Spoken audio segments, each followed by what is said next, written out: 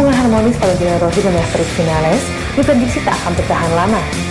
Kepala tim Vinales Jose Manuel Kazux yakin kedua pebalap tersebut tak akan berteman lagi saat sudah menjadi rekan setim di Movistar Yamaha pada MotoGP 2017. Rossi dan Vinales kerap memperlihatkan kedekatan mereka pada MotoGP 2016. Keduanya saling melempar pujian dan memberikan selamat apabila ada yang meraih hasil bagus dalam balapan. Bahkan, Vinales secara terang-terangan menyebut Rossi sebagai idolanya. Karena itu, Vinales begitu senang saat dipilih Movistar Yamaha untuk menggantikan Jorge Lorenzo yang pindah ke Ducati. Selain bakal berpartner dengan Rossi, Vinales juga merasa peluang merebut gelar MotoGP di Yamaha lebih besar ketimbang tetap bersama Suzuki. Vinales digadang-gadang sebagai calon juara dunia MotoGP di masa depan setelah tampil impresif sepanjang musim 2016.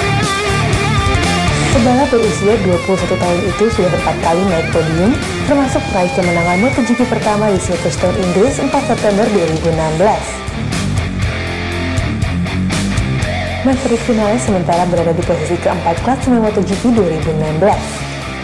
Dia berselisih 35 poin dengan Valentino Rossi yang bercokol di peringkat kedua. Secara matematis, Vinales masih bisa menggusur Rossi untuk menjadi runner-up karena musim ini masih menyisakan 2 seri lagi.